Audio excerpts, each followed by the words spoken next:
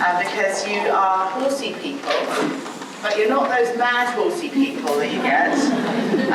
You're people who actually are really thinking about how we can improve the lives of horses through applying a much more scientific lens to what we do. So I think it's great that we're all here and that we're all somewhat on the same page most of the time.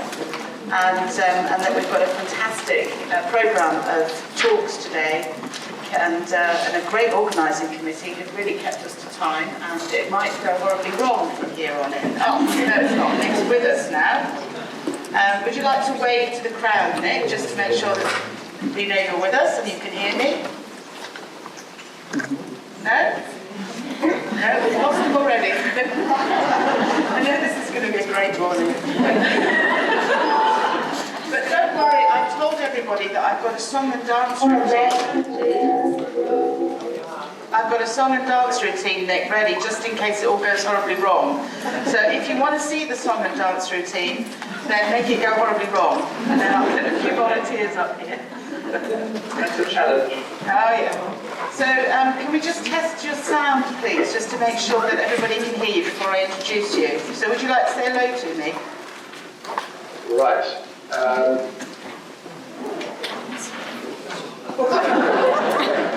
now you've got me.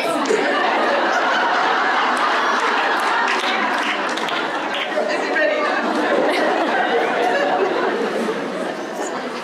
Okay, Nick, are you there with us? I am here. Excellent, excellent. Don't start yet, because I've got to introduce you. So Katrina's on sound, but no, shut up a minute.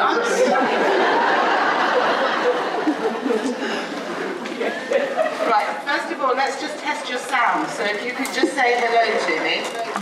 Hello, Nat. How are you? Fine. Does everybody hear that okay? Yes. Good. So I'm going to introduce you, Nick, and then the way this is going to work, apparently, is that you will go through your talk. There will be a 5-minute warning, which I will be signalled, so I'm going to keep my eye out. At that point, I will signal to you, and if that means interrupting you, I will. And fair enough. And then we'll finish, and there will be questions, and if you can't hear the questions from the floor, then I'll repeat them to you. And then hopefully we'll all be tickety-boo, and we'll have a great time. Okay, are we starting now, or can I just go and close the doors to the rooms and make sure no one barges in? You go and shut the doors and I'll introduce you. You would have done that by now.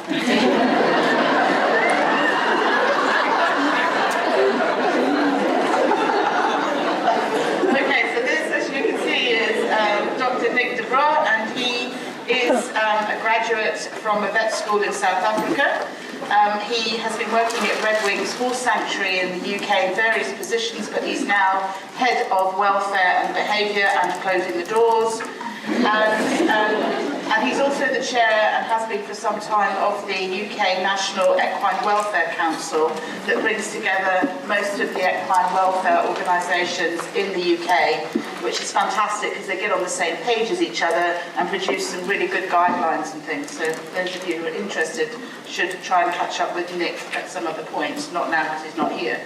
That is all I have to say about Nick. Nick is a fantastic guy, and it's such a shame that he's not with us, because if you don't know him, he wears very brightly coloured shirts and dances like a madman, and does like the odd glass of alcohol, not too much though, of course.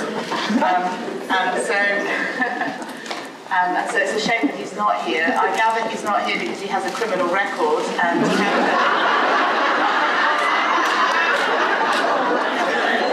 Canada wasn't ready for him. But it could have been the bright shirts that they weren't ready. So I don't know what he's doing. I think he's ironing the bright shirt at the moment, just so he can wear it for you. But anyway, he has a lot of doors in this cottage. And he's back. That's good. I'll just let him catch his breath from all the running around and shutting the doors that he's been doing. Okay, Nick, you are suitably introduced. So please, when you're ready, if you would like to start, and welcome. Thank you very much, Nat, and to ISES and the organising committee, and to Katrina in particular, and apologies that my own behaviour change wasn't adequate to ensure that I could actually be there with all of you today. So what I'd like to do is just cover the opportunities that I see for equitation science into the future, and I'm going to do that just by picking up from where Cami left off yesterday with her excellent introduction to where we are now and how we've got here.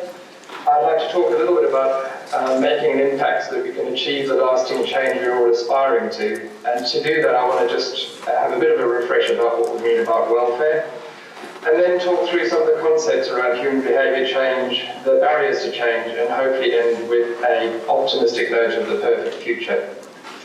So just a little bit about myself and where I'm from. I work at the Humane Society or charity called Redwings Horse Sanctuary. It's the largest horse sanctuary in the UK. Founded in 1984, we've got 11 farms across the UK. On a daily basis, look after over 1,500 horses, and we have about 400 to 500 horses out on loan. We respond directly to welfare complaints from the public, but also working with other organisations, and that's taken us into the realm of working on cruelty cases and trying to help horses in need that are difficult to catch, so the ferals and the fearful horses. The horses all come to us through our quarantine and assessment yards, where we try and get their physical health back on track, but also assess their behaviour. And we have a veterinary hospital where there's 8 vets, including myself, 5 of which focus on the in-house horses, and 3 of us focus on the problems on the outside. Interestingly, the in-house vets are less keen on the difficult behaviour horses until we fix them, and that led us to the creation of our behaviour centre, where we retrain the feral horses and try and undo the problem behaviours. And over the years, through ISES and meeting the various people that created ISES and are part of ISES now, we have committed really strongly to trying to develop an ethical and evidence-based approach to our training of horses. Rehoming obviously gives us the ability to move horses out there. I think it's an educational opportunity and also gives us some space. And very importantly, we've become very keen on the education and campaign side of our work in order to try and prevent some of the welfare problems that we've seen over the years. So how can we make an impact? I think today, if I could summarise the equitation science community in ISES as having created an awareness of behaviour and probably given it a legitimacy that I think behaviour in particular hasn't received in all parts of the horse world, whether they're the veterinary or the horse users. I think we've shown that behaviour has a role to play in horse training, and I think the concept of learning theory has started to gain some kind of traction as being a real thing. I think we've also, ISES certainly has addressed important welfare issues related to horse training, and it's extended its reach to integrate that sort of understanding that it's not just the 1 hour in the saddle that matters to the horse, and that there's a fundamental importance of the rest of the horse's 23 hours of its life. So what impact do we want to make into the future? And here I'm going to draw on the change that I think we want to see. If we read the ISES mission, that we really want to see the people who control horses, their welfare, change their behaviour towards their horses. And this would not only improve horse welfare, but hopefully also that horse-rider relationship. But the question really is, how do we know if we've made that impact? I think there's probably an opportunity for us to review what ISES and equitation scientists have done, and I think we should do that with each piece of research as well as the wider movement. We should find out why it worked, if it didn't work, why it didn't work, how we got there. But I think the important question we should ask is whether or not this is a role for ISES or whether it's actually down to the members. There's always going to be resistance to change, and we keep asking ourselves, I think, why does knowledge not change behaviour? Because it seems to be that there is resistance to change even when we have really good unequivocal evidence that a particular behaviour is bad. And one just has to look at human obesity, equine obesity, tight nose bands, all of these issues are well evidenced, and yet even when one offers alternatives such as the training that Andrew and McLean offer, the various practitioners around the country and the world now that can give people the tools to change what they want to do, we still aren't necessarily having the reach and the impact that we could. So for equitation scientists to achieve change, first thing is we need to make sure that equitation scientists remain and are great scientists. But actually, they probably also need to develop skills, knowledge, and have the time to understand humans and affect human behaviour change. Otherwise, how are they going to insert or apply their scientific findings into daily practice, which is, of course, the theme of this conference. So, I think that equitation scientists will need to lead the change that we want to see. And for that, we need to be motivated so that we can ensure that our research enters into common use. But honestly, are equitation scientists necessarily primarily interested in the application of their science? And even when we are, do we have the skills and do we have the time to actually do that work? I'm going to just spend a bit of time talking about welfare, given it's at the heart of our discussions and the motivator for most of what we do. And really, I just want to be sure that for people who haven't maybe spent some time to think about it, that it's just an assumed knowledge about what welfare is, that we can maybe just break it down into more objective stages, which will help us maybe in the future with our application of our research. So, what is welfare? It is actually quite simply how well an animal is coping, and it can be coping positively or poorly. So ultimately, welfare boils down to what the animal is experiencing, and this is not necessarily the same as the care being given, and I think this is the change in understanding about welfare that is so important for us to achieve in the horse owning public and in the industry as a whole. So there are different ways that we can determine what the horse's experience is. But in practical terms, for domesticated equines, welfare is directly linked to what humans either do for them or to them, as in this video, or don't do for them or to them. And then when welfare is poor, we tend to look at it in terms of duration and severity. The legislation that we have around the world on animal welfare tends to focus on avoiding bad welfare. If we're going to do that, we have to understand the different ways in which bad welfare might affect animals. And traditionally this has been done through an assessment of health. And this is fairly obvious because, of course, health is something that we can measure and therefore is quite an easy one for us to become more objective about. But isn't there more to welfare? We have to now start discussing emotional states, given that fear and distress has never been something that anyone has argued against when we've talked about suffering of animals. But we can also talk about comfort and security. If the FEI can talk about the happy athlete, maybe we need to talk about it too. And so the concepts of comfort, pleasure, interest, confidence, sense of control are all things that we need to include in our discussion on welfare. This allows us to move into a few discussions around the models of 5 freedoms, the welfare needs, and the 5 domains, and we'll come into that in a second. And probably just like you to think about the concept of anthropomorphism, and I think some of the talks later on today, particularly from Natalie and Hayley, will actually get us thinking more about anthropomorphism and whether or not it could be good or bad for animal welfare. Because we need to really start thinking about this aspect of sentience. Which is really, it's our ability to perceive our environment and to experience negative and positive sensations. And so we are now really at that point where we can not only believe that sentience exists, but evidence it quite strongly. But we still need to ask ourselves, how do we really know if animals are feeling positive experiences, or negative ones for that matter? And I'll refer you back again to the talk that Hayley and Natalie will be doing later on today. So how do we assess welfare in the UK? Well, the law really relies on describing welfare here in terms of the five needs. and that we have a duty to ensure welfare. The legislation turns society expectations into rules and consequences. So it's really ultimately down to a society to dictate what animal welfare legislation can and can't achieve. I'm just going to very briefly show you the way that the law works in the UK. I think what's important here is that the legislation in the UK, New Zealand, other parts of the world is generally becoming much more dynamic. And even when you don't have access to this legislation in your own country, I think this approach allows us to actually have much more of an impact in terms of not only dealing with cases of suffering, but also allows us to prevent things that we can see are going to go wrong if we don't intervene. So unnecessary suffering in the UK is really when someone's gone too far and the animal has suffered and it has been without any justification.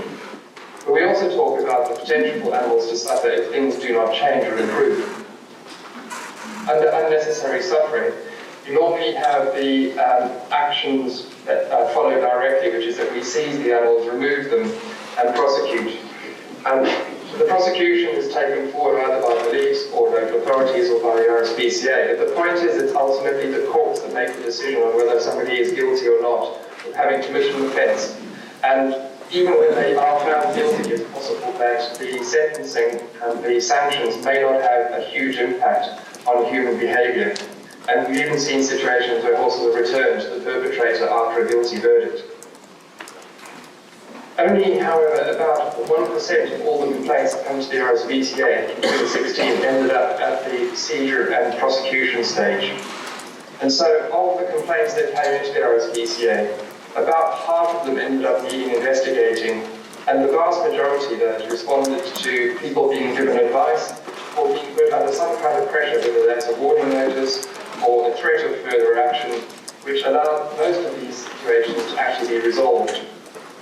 And this is actually often done in light and balance against the fact that nearly every case that goes to court for prosecution through the RSPCA is actually successful in terms of a guilty verdict, which helps us with that motivation perhaps on people to respond to the pressures to do things rather than face the alternatives. But really, is the law fully capable of ensuring that we are going to get rid of poor welfare and encourage positive welfare states? So, if we have a little look at this video, we have a horse here that's being kept perfectly legally and is in good health. But is it actually enjoying good welfare, and is it potentially even suffering poor welfare? And I think for all of us it's fairly obvious to say that this horse is showing clear signs of distress. So another thing that we need to consider when we talk about welfare is that there's a perception around welfare. It's a potentially toxic term because it's associated with enforcement and interference in people's ability to carry on doing what they want to do with their horses. However, welfare should really be the foundation of all the care and use we have for our horses. And in the practical sessions, you're going to actually talk through some of the benefits and the opportunities that the Code of Practice for Welfare in Canada offers. And I think it'll be a great opportunity to see how maybe one can use codes of practice and that sort of pre-suffering stage to encourage better welfare, not just absence of negative, but maybe presence of positive. And this brings me to the discussion of the 5 domains model. So I think it's really important that we recognise that the 5 domains model is a model rather than a description of animal welfare. And it's described as being a focusing device. What it does is it actually brings into the discussion basically the impacts of sentience and talks about the affective states, the emotional states that animals can experience. And it introduces the fact that there's negative and positives of each situation an animal might find itself in. So I think this is an important part of the evolution of our objective approach to animal welfare and incorporating those emotional experiences and states. So what we need to do now is also look at this and see whether or not we can get some progress from this model and actually use it in a practical way, for example, by coming up with provisions. I could really strongly encourage you guys to get hold of a copy of this 5 domains model, which is accessible through open access through the journal it was published in, and it is made freely available on all of the websites. I'm not sure how clearly you'll be able to see the finer print, but I think what's really important here is that that it actually breaks down into not only the factors that we've already looked at, the physical factors that we can measure, but we're also starting to include the conversation about what the behaviour means, and interpreting that behaviour not only in terms of whether it's positive or negative, but whether or not it actually relates to the experience that the animal is enjoying or not enjoying. However, it's possible that you could look at that and find it a fairly inaccessible, too abstract and too detailed. And actually, I can highly commend the work done by the Horses and People and Christina and her work for being part of the other component of change, which is communicating science effectively. I'll split this into two slides really just to try and make sure that some of it's legible. But what's really important here is that not only has it adapted the 5 domains table on the previous slides, but it's actually made it much more accessible as not only a visual thing, but also bringing into sort of play this importance of the interaction between people and their horses. And I think what's really skillful in this particular poster is that it taps into the emotional reasons why people have their horses, and they desire all the time to have that emotional link and probably interpret what their horse is doing through an emotional lens. So, how are we going to improve horse welfare, given that we have basically touched on the human component already? So I'm just going to sort of throw in here this term Anthropocene, and this is really where we are now claiming to live in a geological age which is entirely governed by the influence of humans. So really one could say there's no such thing anymore as a wild horse. And this photograph shows some feral horses that are left to live wild, but in fact their environment is controlled by boundaries. And last year there was a terrible drought which nearly led to the death of a number of horses until humans actually intervened to provide a potable source of water for about 2.5 weeks. So humans are basically entirely responsible for the welfare of the horses on this globe. And so it really does not just involve 1 hour in saddle and the 23 hours in the stable or in the paddock, but actually it's all 24 hours. And this brings us to the rest of the discussion, which is really all about people. So if we want people to change their attitudes and their behaviours towards horses, we really need to understand them. But we need to really understand all of these components together. So it's not just the people, it's not just the horses, but we need to understand the industries, the sort of relationships between those three. And so arguably, 3 things overlap and certainly influence each other, but maybe they also compete with each other. And one sort of comes the attempt of PowerPoint, but what I'm trying to show here really is that it actually can get quite messy for the horse in terms of all the factors that can influence its welfare. And we really need to also start discussing how the social segments of the human's life is a fundamental part of the welfare of the horses into the future. So even better, someone let me use with a crayon. I'm just trying to sort of have a diagram which maybe shows a little bit some of the complexities that we need to consider when it comes to bringing about change that's meant to influence the horse in a positive way. So we tend to come up with stuff being a problem and then linking it back to the owners and get frustrated when we don't see changes in the owner's behaviour. So they are the target for our change, but sometimes they also feel like the victim. If you're being targeted, that actually brings out all of the human qualities which make people much less inclined to change. We also need to consider the people who are activists and advocates, and I include myself in that group, but one could also consider the more radical elements who call for banning of activities, and whether or not their influence is actually a positive or constructive one. But ultimately, and Julie Feaker will talk about this today as well, through an institutional lens, but actually very important, is first to consider who is the voice for the horse, and is it just as simple as a single person who can speak for the horse?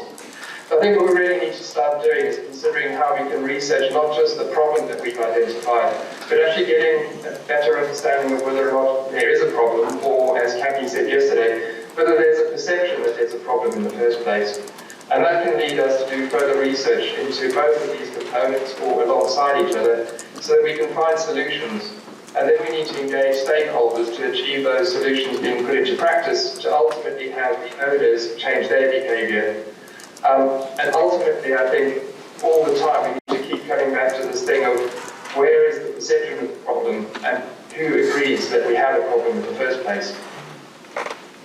So some of the questions I think we should ask ourselves about the people who we want to influence to change their behaviour to their horses is really trying to get under the skin. Why do they have their horses? Is it something that they do to relax? Is it important for their social life, their connection with other people?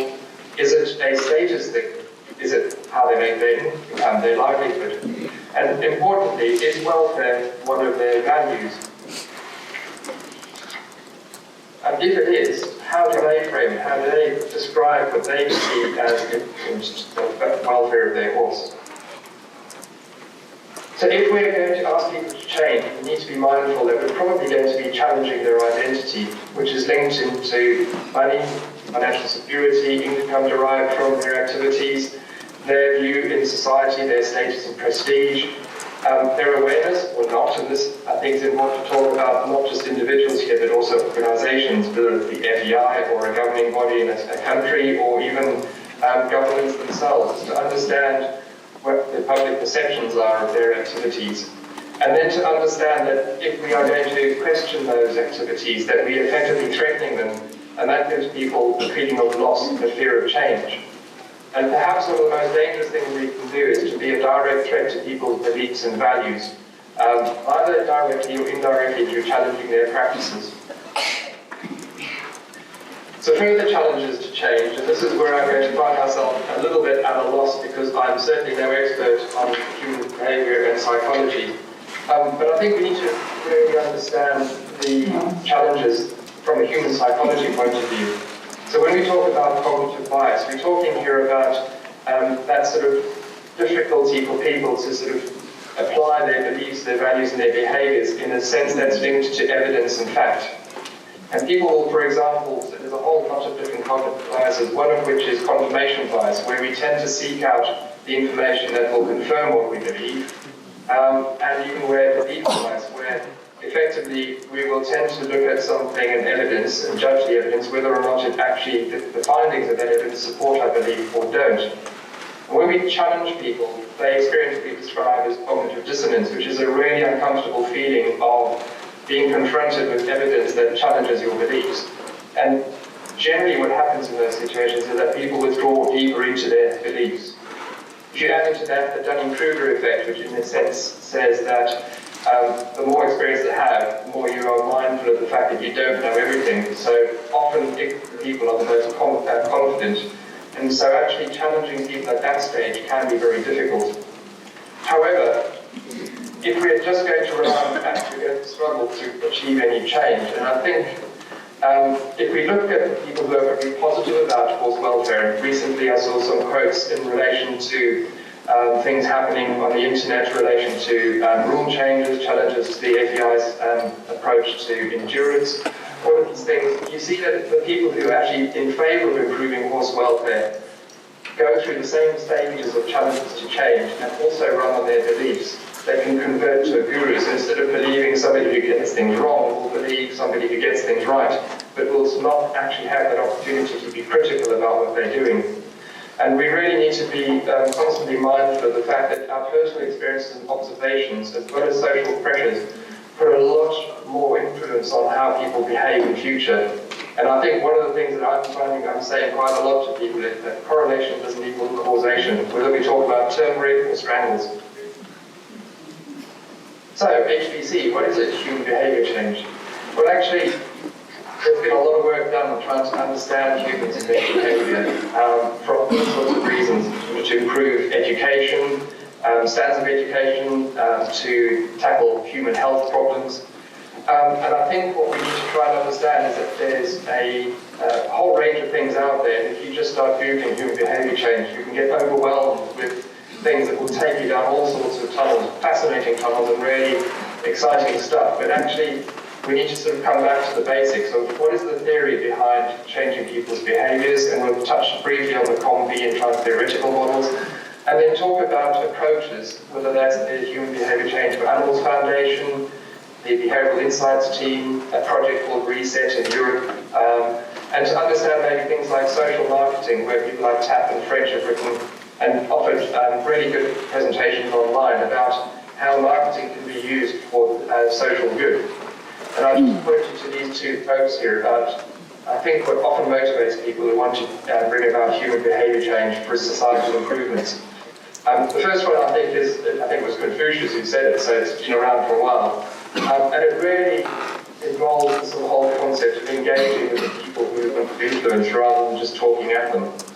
And this, I think, is probably equally important, is to understand that actually if we want to get people to change, we need to tap into their emotional connection to the whole thing. And this is one of the reasons why facts do not of themselves achieve the change. So just talking a little bit about the theory of change. So the trans-theoretical model was proposed by Prochka and de Clemente a few years ago. This is often represented as a circle. I think what's important is that quite often we are faced with people who aren't even aware that there's a potential need for change in their behaviour. Often then when people start to see things that catch their attention and they start to investigate, they will think about the need to change. So once you've seen enough adverts about smoking and alcohol abuse, you might start thinking about how often you take a cigarette or a drink. But actually preparing to change and actually getting to that stage of doing something about it can be quite a long process, and often we lose people in this stage of the process. Once people have made that sort of commitment to change, then they need to act on it. And this is, I think, a critical part where we need to facilitate that process. And quite importantly, often people will get to that maintenance stage and the early maintenance of new habits that can still relapse. And I think it's important to recognise that if we aren't actively involved in our project and constantly reviewing it, we may lose people to the sort of changed behaviour early on. And I'll come up with a couple of examples of that in a moment. I think we need to also recognise that change is an ongoing process. So often we need to be grateful for small changes, and I think progress over perfection, Lisa's phrase, and Cammy used it yesterday, is a vital part of us taking ourselves on that journey to the ultimate goal of perfection. The COM-B system is a further sort of helpful tool to understand the things that need to be in place in order to achieve a change in behaviour. So people need to have that capability to change. So that's not just psychological, have they thought about it, have they committed to it, but can they make the change to their behaviour? Are they motivated enough to change? And finally, do they have opportunities? And each time we have these, there's going to be positive opportunities as well as barriers that could maybe make that change more difficult. So we need to have these three things in place, and they also need to be functioning together in order to get the change in the behaviour that we want to see. So tactics to bring about change. It's not always as simple as running some horses down a narrow lane, and a lot of people don't cope particularly well with being chased or forced to move. I'm going to steer clear of the sort of discussions about the FEI. I think we'll have enough of those over a glass of wine at some point. But I thought this was a very interesting sort of component that came up through my work working with the Gypsies and Travellers at Appleby Horse Fair. So it had nothing to do with animals, but had to do with the persecution that was felt by the Gypsy and Traveller community in relation to changes in the legislation about their permission to stop in places and to actually have somewhere to stay overnight. And it got to the point where actually they organised themselves into a march which actually made quite an impact. And I think we need to look at this when we also, I certainly am hearing people say this sort of thing within the thoroughbred industry and within the sort of sporting industries, that they feel like they're being victimised and they love their horses passionately. And why are they the ones that are coming under this sort of the pressure to change? And certainly sometimes they turn on their governing bodies rather than sort of understanding what the challenges are to what they're doing, and actually start blaming their governing bodies for not supporting them against the voices of the activists. When we don't see the change that we want, I think it's also very important to be very methodical in how we look at it. And the Brook is a fantastic organisation, Cammy again mentioned them yesterday, who have taken human behaviour change to heart and really incorporated it into everything that they do with their international projects. And they saw that the farriers working in 2 regions in India were not achieving the skills and the competencies of high-quality farrier that they had been trained to do through the projects that the Brook had initiated. And they basically undertook a study to try and work out what was going wrong with their project. And they found that there were competing priorities for the farriers, and that there were factors that influence the quality of the farrier services that are not only external to the farrier, but very much reliant on the context in which the farriers work. So the two different regions had very different outcomes and very different reasons why the farrier wasn't happening the way it should. And one of the most important things they understood from this was that the owners didn't really want high-quality farriery, and so the group needed to realign their sort of projects in order to focus on the demand rather than just on upskilling the farriers. And this is an open access paper, if anyone wants to have a look at that, a great example of a reflection on a project that didn't go according to plan. So, what are people's motivations to change? I think we need to understand that, and that's the point I've just made about understanding why the owners didn't want high quality farrier. It's a vital part of us undertaking any project to bring about change. Communication is therefore a really important part of this whole process. We need to engage with the people who we want to influence. Beyond just trying to understand them, I think we need to also encourage curiosity. We need to engage in our communication in a way that doesn't imply or carry any judgment. And we need to collaborate not just with the people who want to influence, but also with professional science communicators. And I refer you again to the excellent work that's done on communicating ISES, Horses and People, the Horse Magazine, the journalists who come to the conference, who really don't seem to have an agenda other than to communicate effectively what the science is trying to say. And just a little example here, this pony is on a new system of grazing, and the rest of the herd is standing watching, trying to figure out how they can get to the grass. But limitations of visual communication mean that he couldn't explain to them they need to go to the bottom corner of the field and just turn into that lane before they get to the new grass. So when we talk about communication and projects, we need to also talk about collaborating. And I think it's important that we don't have to necessarily understand everything about how other people and other sectors and other disciplines work. And we also don't necessarily need to like the people that we need to work with in order to achieve change. But what's really important is that we have a fundamental assumption and build a true trust and respect between the people who are going to collaborate. So for me, collaboration is everything from a process of co-creation, where you work together on a joint value that you want to achieve. So this is now sort of definitions coming from a company context, but really this is linked to everything from social enterprise to the work that equitation scientists are trying to do. And I think it's really important that we look at operating not just cross-sector. You only have to look at, and I think we'll tomorrow, we'll look very much how we can learn from training horses using positive reinforcement that's been the norm in zoo animal training and wild animal training for years, and is really gaining traction in the canine world, as well as working in the human field. So for example, the studies that look into humans' ability to change or not change their habits in relation to their own health. And then also look at different disciplines, everything that ISES is already doing, combining biomechanics, behavior, and also incorporating, and again ISES I think needs to be commended for embracing social science and research that's not just objective research, but also observational and so on. So when we look at the theory of change, we also need to sort of understand that there will be different people out there offering either commercial or non-commercial models that we can tap into. So the Behavioural Insights team was set up in the government in the UK. There's now a global business that offers at a fee a model and a process that can help people change.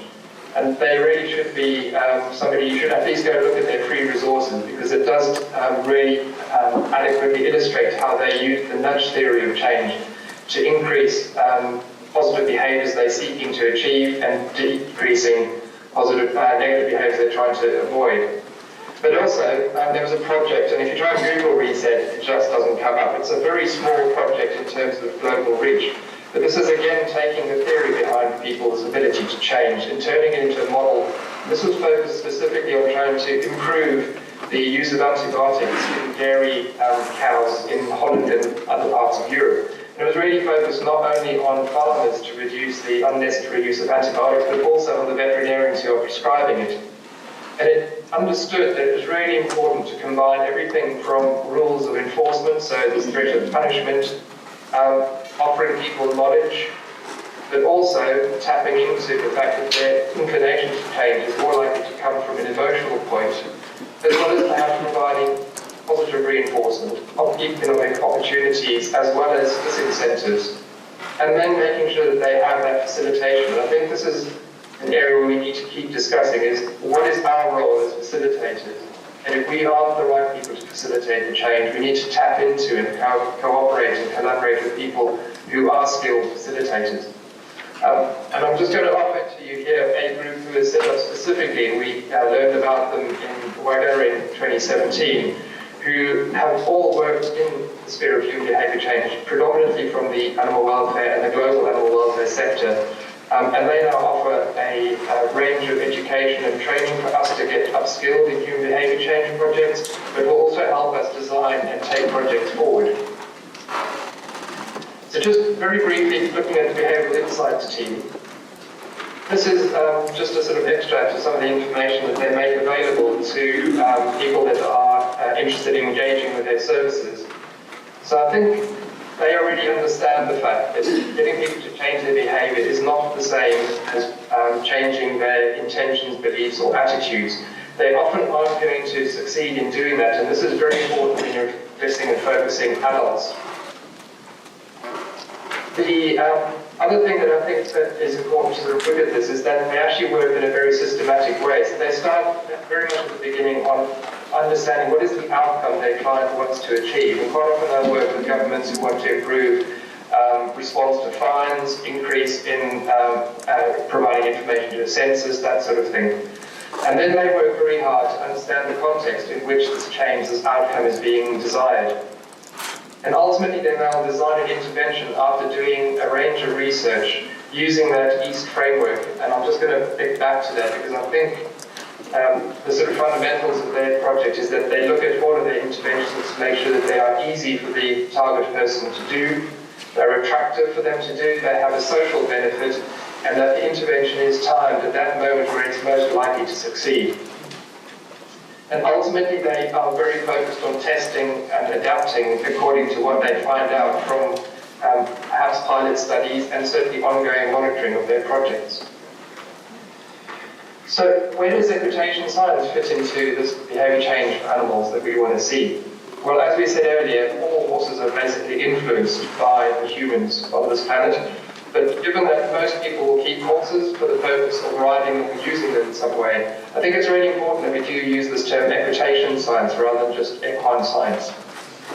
And yes, it might be that evidence alone isn't going to change the behaviours, but it's also fundamentally important to recognise that if we don't properly research the problem, i.e. what is the animal problem, the horse problem, the behavioural problem that we've anticipated, the tight nose bands, rein tension, the balance of the rider, the need of horses to have sleep.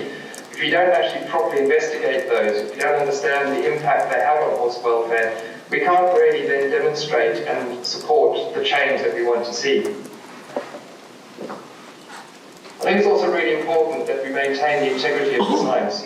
So the science needs to not only be of high quality in terms of statistical significance, but I think it also needs to be drafted, drawn up, and created and carried out in a way that is respected. So the process of peer review, for example, is absolutely integral to successfully putting our science out there as something that we can offer people as part of this process.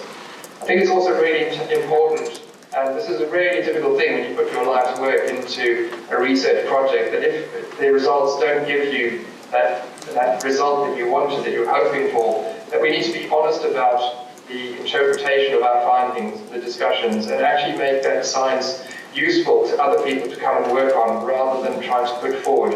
And I think we can all think of examples where science has been corrupted by people trying to actually achieve personal gain, whether that's, for example, the science allegedly that led to the anti-vaxxer movement gaining traction, climate deniers. Often you can link that back to fairly dodgy science.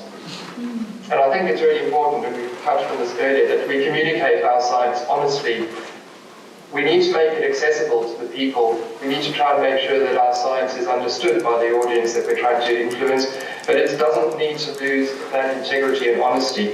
And I think the first thing we can do is probably dismiss the headlines of any newspaper that we see that claims that that's a scientific breakthrough, which rather, I think, prefer you to magazines like Horses and People and The Horse, and the outputs of ISES, for example, putting all of our science online, our position statements, as a much better place to signpost people to. They want to understand the science behind what they see.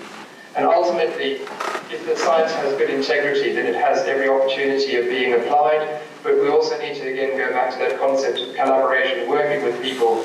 I keep coming back to examples like Andrew and Manuela McLean, but there's obviously a whole host of other people out there now who know how to apply the science in a way that can actually bring meaning to the owners of the horses.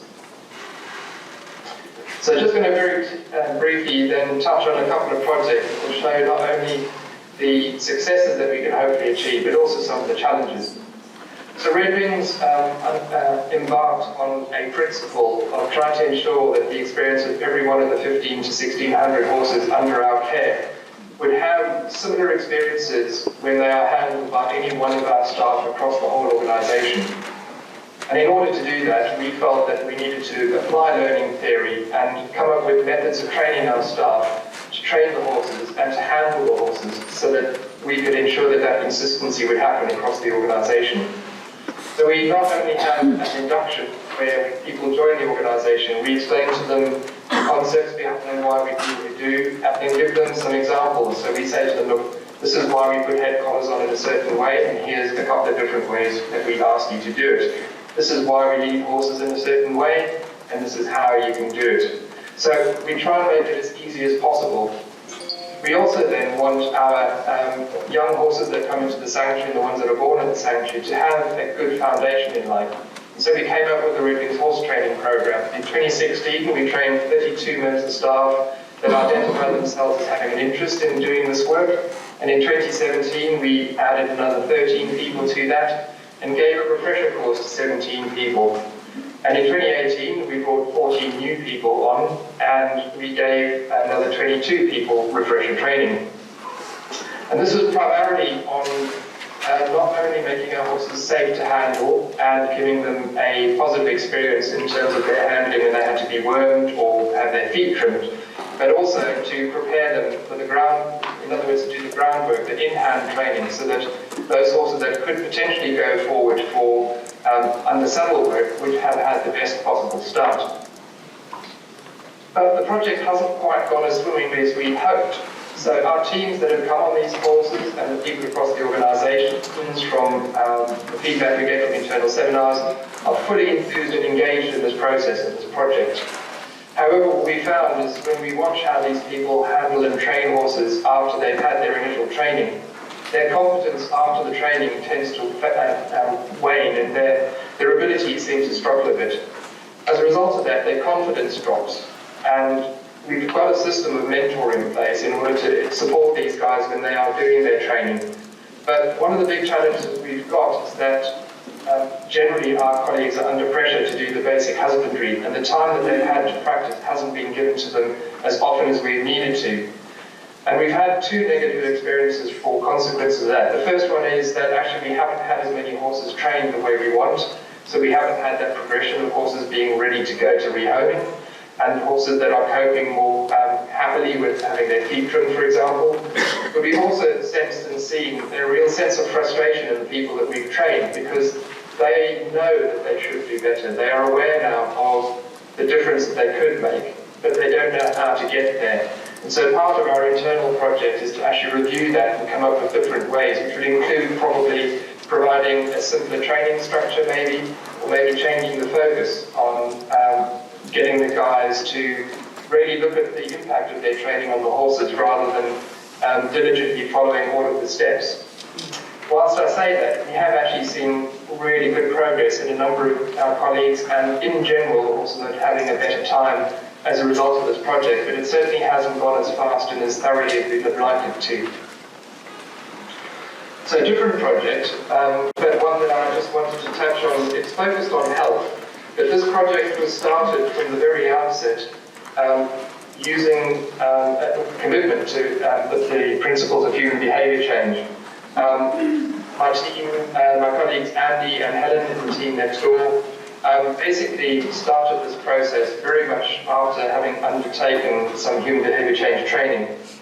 So the first thing that we did is we attempted to understand the people that we were trying to influence, because we wanted to try and get increased biosecurity, in particular in relation to strangles, in the general wholesaling public in the UK. So we did a survey which actually had a huge uptake and gave us a lot of information which we had made assumptions about, and actually had a lot of those assumptions challenged.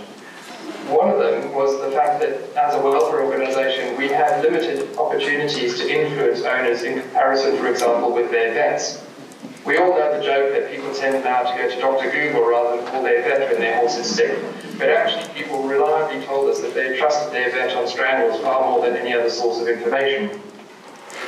We also worked very hard to bring about a sort of policy approach to this. So we engaged with industry leaders, so the British Equine Veterinary Association, and we had a symposium where we invited industry representative leaders in their sectors of the industry, where we basically chewed the fat and discussed the challenges around improved biosecurity. We increased people's knowledge about the disease, but more importantly, we discussed how they felt it was difficult or easier to get better biosecurity on their yards, at their events, or in their own horses. We also tapped into the fact that nowadays most of what we do, we live our lives through our digital devices. And actually, activism and mobilising horse owners can be quite challenging, given that they want to spend as much time as possible with their horses. But they are also very enthused about communicating and sharing their experiences. And so we came up with a pledge which tapped into not only the information we got from from the survey, but also we understood that there were a few specific things that would probably get people to take that step to action their contemplated behaviour. So we targeted people who had already had that raised awareness, and this came about because most of the people had experienced strangles either directly themselves or knew of people who'd experienced strangles, and they were motivated to avoid it happening to them or happening to them again. We also said that for a lot of people there was a commercial interest to have yards that actually had a biosecurity program, that they recognised that people were now starting to demand the screening program before horses came onto the yard, because their horse gets screened, they would hope that others would be screened and therefore their horse will be safe. And then we basically brought in the concept behind the nudge tactics, working on the small little steps. So for example, if you sign the pledge, you get little bits of information, but not too much.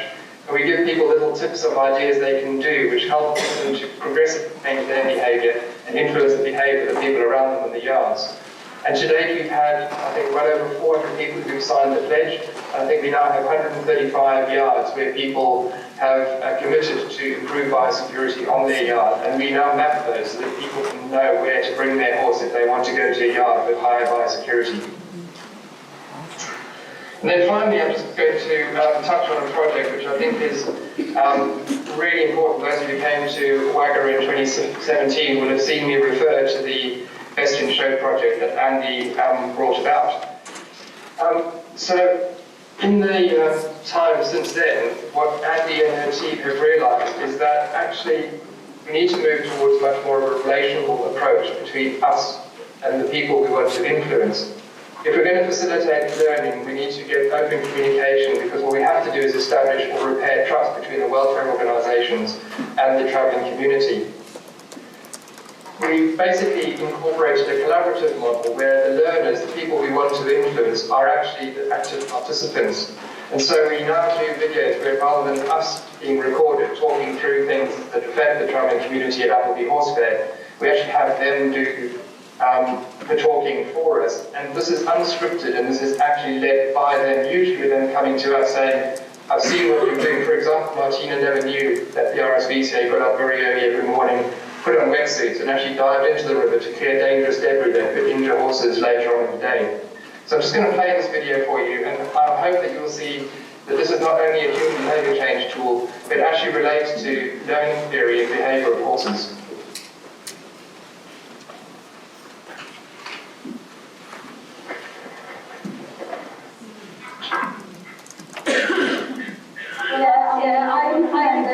to be light in the rain, and for absolutely so well health. If you've got a horse that you get in, when you've got a horse and everything goes like snares on the run, I've seen a lot of horses die off the run, which are wonderful riders. When they're coming down, now all the horses are probably going to launch on the run. Mainly coming in to do with that. There's no horse or one going on it.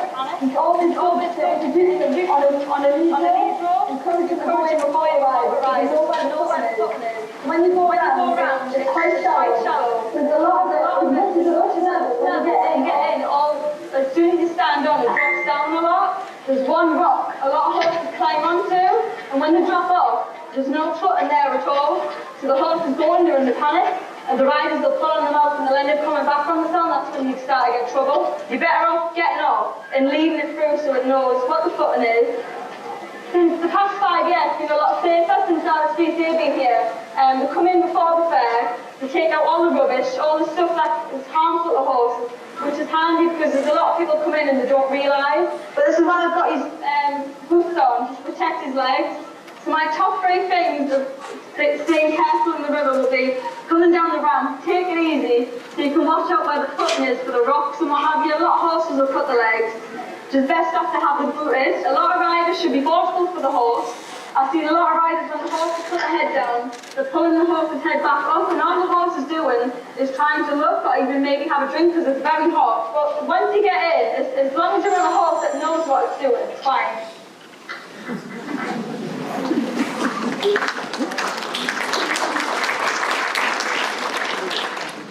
Okay, so hopefully the sound wasn't too bad. I got feedback there that the video wasn't that clear, but we can always show it to you again later on. Katrina's got a copy of that slide that can run if anyone wants to sort of watch it, or you can go online and find it through our Red Wings website. So really just to finish off, I think as a community, equitation scientists do need to evolve to understand the issues that are behind the problems that we as researchers and passionate advocates for animal welfare want to understand and address. Collaborating with other disciplines, groups and people is absolutely essential. We really need to just engage with our desired audience in a constructive and respectful way. It's vital that we avoid judgment, but that we develop an understanding which will often lead to a mutual recognition, respect, and often even friendships. And I think we need to co-create from the very outset of any project where we seek to improve horse welfare through research focused on equitation science. And I think, therefore, it's vital that we tackle the whole concept as a complete project. And you can see Scribble's opinion of me is enough for us to say thank you very much for listening, and hopefully I can now answer some questions if we have any time left.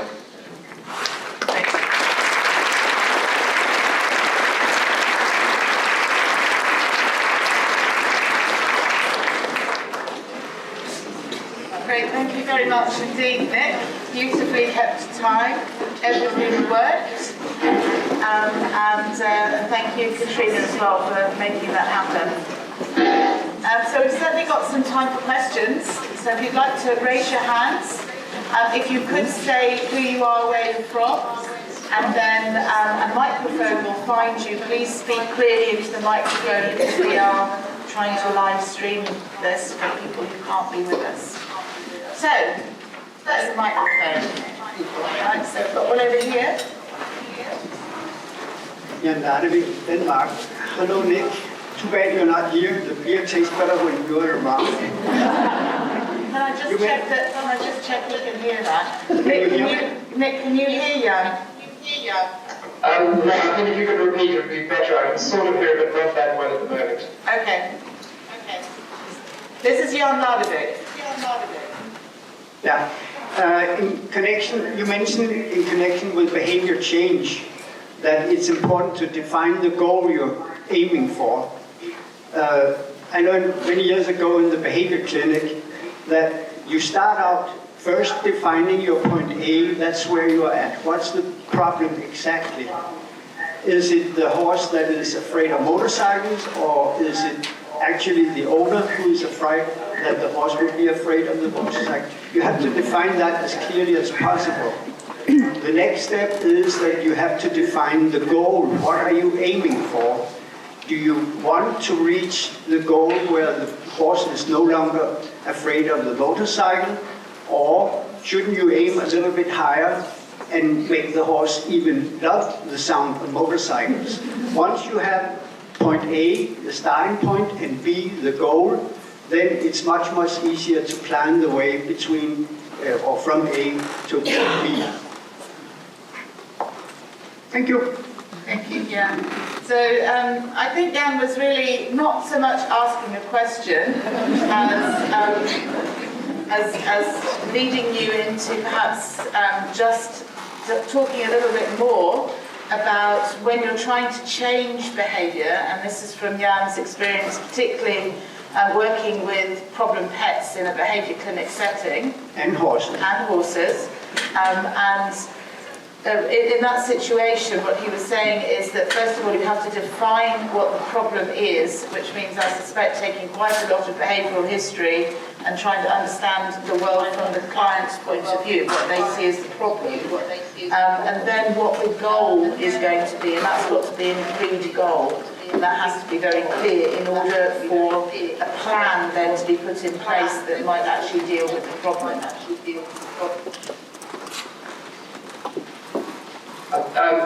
And I think that's really important.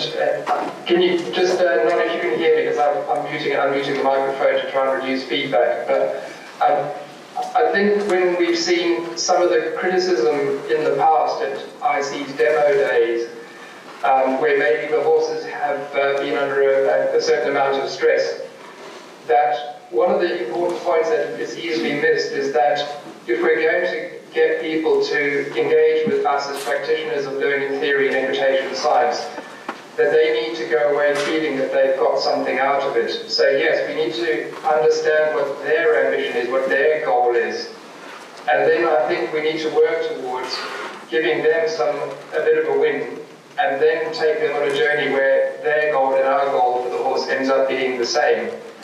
And this is something that I think some practitioners are very gifted at doing without any prompting, without any training, but others of us will probably need help to do that. And I think that's where collaborating with other groups who are specialists at this can really help us to get much more effective. So, for example, there's one of the videos on the YouTube channel, which is free to view for the Human Behaviour Change Foundation, where they talk about an analysis of why Cesar Millan is so successful in keeping a loyal following of dog owners. So despite the fact that he employs some really aversive training techniques, he's using very successful, maybe unconsciously using very successful human behaviour change techniques, creating a relationship with a common goal. And I think that's what we could probably learn from him more than anything else, is how to engage with our horse owners. Another question? Another question?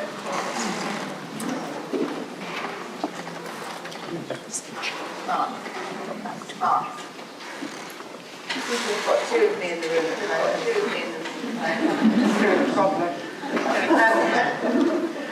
Thank you. Mark Brown from Michael University. It's a bit funny to come all the way from the UK to ask a question to Nick, who's back in the UK. But anyway, what I was wondering about is how you make the link from having the facts from equitation science, so the work that we all do in our daily research, and translate that into something that taps into the emotions of the owners. How do you make a bridge between the two? Thanks. So this is a question from Mark Hillard, who says hello, and he probably could have asked this of you when he was back in the UK, but anyway. He's asking you to explain from your point of view how you might make a link between the research, the facts that we have as equitation scientists, and translate those into something that taps into the emotions and connects with the people that we're trying to get this information to. Thanks, Nat. I mean, I think it is a skill that some people do have, and it's probably watching them with their animal and having a conversation. And I think if you can level that sort of field where you are just seen as another one of them, that have a shared goal. And I think our work at Appleby has really built off the back of, one, we've handed out the rosettes was a way of showing them that we value the horses as much as they do. If we could pick a winner that they would have picked, we get double bonus points for being knowledgeable. And once you have that, you have a relationship and trust, and then from there, often it's about showing people that they could do. So in Martina's video there, the reduction in the amount of whipping of horses to get them into the river has come about as a large consequence of RSPCA inspectors being there and actually stopping people from doing it, just taking the whips off them and getting the police involved if somebody continued to hit a horse. But also by pointing to examples of best practice amongst some of the other guys in the river who could get their horse to swim without whipping it and actually using peer pressure. So I think it all comes back down to showing that you have common ground where you're both passionate about the horse and you both want the same thing, which is that you love your horses, and then working out from there. And probably not, just like with horse training, shaping that journey in a way that's not too confronting for people. Great. We have 1 minute remaining for a very quick question, if there's any. We've got one down the front here.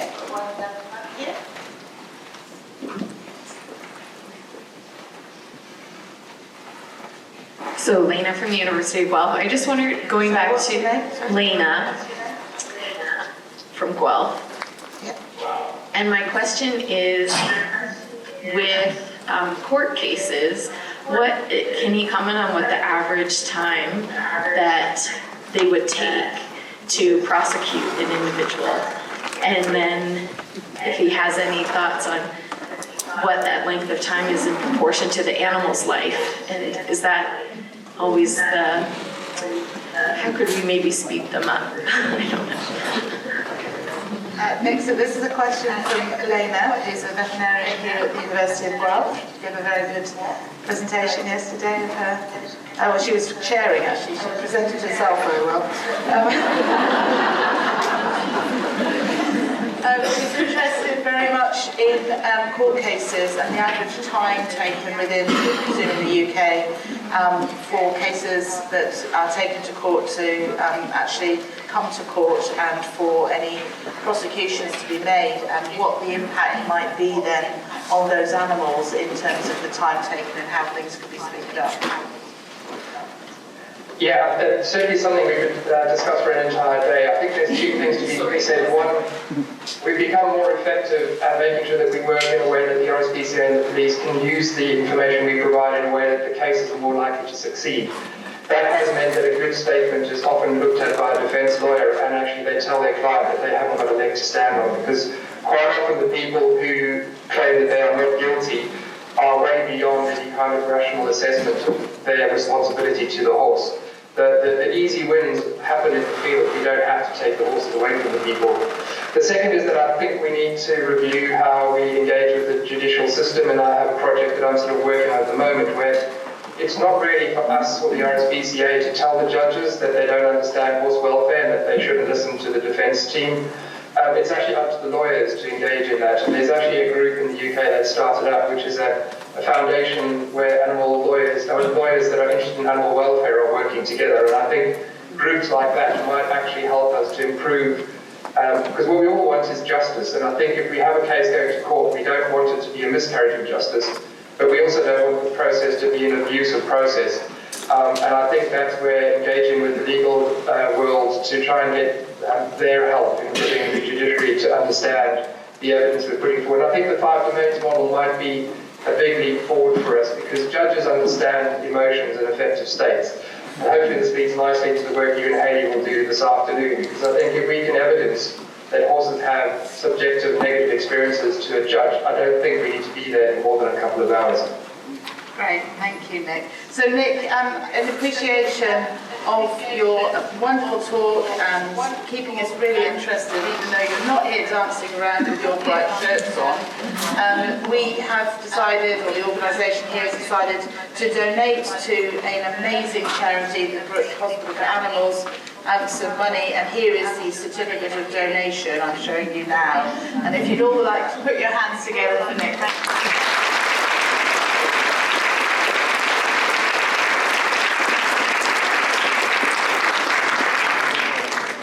Okay, so thank you everybody, and I think now we have another one of these extremely exciting poster blitzes. So if we could have the poster blitzlights, who shall collect on my left here, then we'll run through these, and I think there's some voting slips being taken out here now.